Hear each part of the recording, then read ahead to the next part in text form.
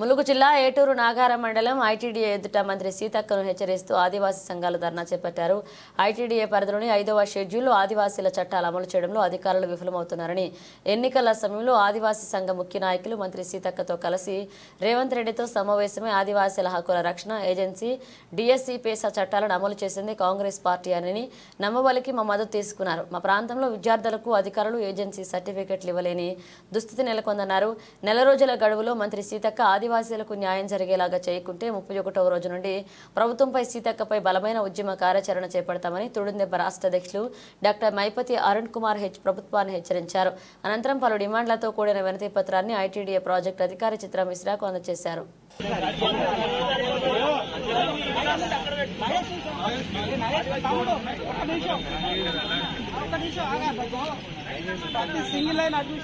ఇప్పుడు ఇక్కడ మనము 6% జనరల్ రిజర్వేషన్ అయితే 100% రిజర్వేషన్ ఇక్కడ ఇంప్లిమెంటేషన్ వస్తుంది.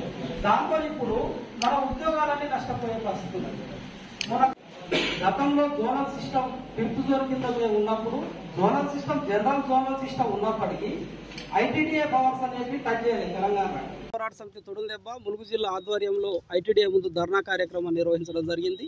ఈ ధర్నా కార్యక్రమం యొక్క ఉద్దేశం ఏంటంటే కాంగ్రెస్ ప్రభుత్వం ఇవాళ అధికారంలోకి 10 నెలలు దాటింది. మొత్తంగా కూడా 5వ షెడ్యూల్ ప్రాంతంలో ఉన్న ఆదివాసీల హక్కులు కానీ చట్టాలు కానీ ఏజెన్సీ డిఎస్సీలు కానీ ఏజెన్సీ రైట్స్ అన్ని కూడా మొత్తంగా కూడా ఉల్లంఘనకు గురి కాబడ్డాయి అనే దాని మీద ఇవాళ యావత్తు తుడుందెబ్బ ఆదివాసీ సమాజం అంతా కూడా కాంగ్రెస్ను గెలిపించింది. ఇప్పటికొచ్చి 10 నెలలు దాటినప్పుడు కూడా మళ్ళీ ముందు స్వయంగా గౌరవ మంత్రివర్యులు సీతక్క గారి ఆధ్వర్యంలో తుడుందెబ్బ రాష్ట్ర కమిటీ రేవంత్ రెడ్డి ముఖ్యమంత్రి గారితో కూర్చొని చర్చించడం జరిగింది.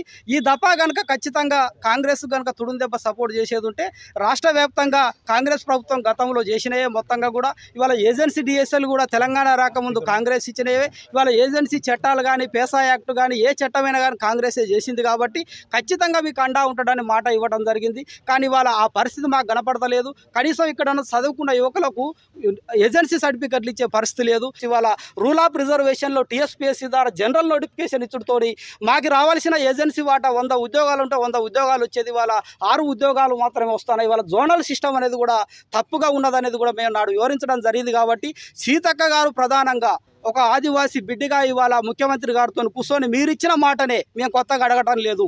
ముఖ్యమంత్రి గారితో కూర్చొని ఇవాళ 29 శాఖల జీవోల్ని చట్టం చేయాలి. ఎందుకంటే అక్కడున్న మా నిరుద్యోగ యువత అక్కడున్న విద్యార్థులు గంజాయి కలవడబడతారు, ఆగమైపోతారు. మా వాళ్ళ బతుకులు ఆగంగా ఉన్నాయి. నువ్వు కూర్చొని ఇవాళ చేయవలసిన అవసరం ఉన్నది. ట్రైబల్ అడ్వైజర్ కమిటీని కూడా ఇమీడియట్గా 10 మంది ఎమ్మెల్యేలతో కూడిన ట్రైబల్ అడ్వైజర్ కమిటీ ఏర్పాటు చేసి ఒక తీర్మానం చేసి ఏజెన్సీ డిఎస్సీని ఇవాళ మెగా డిఎస్సీ మాకు అవసరం లేదు, ఏజెన్సీ మాకు ఎంతో అయితే మా వాటా మాకు కావాలి కాబట్టి ఏజెన్సీ డిఎస్సీ కూడా ఏర్పాటు చేయవలసిన అవసరం ఉన్నది. ఇటీవల కాలంలో ఏజెన్సీ ప్రాంతంలో ఆదివాసులపైన దాడులు కూడా పెరిగిపోయినాయి. ఇవాళ రెడ్లు వెలమల్ లాంటి కులాల వాళ్ళు వాళ్ళ అగ్రకుల ఆధిపత్య ధోరణిలో ఇవాళ రాడ్లతోని దాడులు చేసిన సంఘటనలు కూడా మన తాడవాయిలో చూసినాం. అంటే ఇక్కడ ఏజెన్సీ ప్రాంత వాసులకు కూడా రక్షణ వచ్చే పరిస్థితి లేదు. కాబట్టి ఇక్కడ ఉన్న అధికారులు కూడా ఖచ్చితంగా ఏజెన్సీ చట్టాలు అమలు చేసి ఆదివాసీలకు అండగా ఉండవలసిందిగా ఇవాళ ధర్నా కార్యక్రమాన్ని నియమించడం జరిగింది.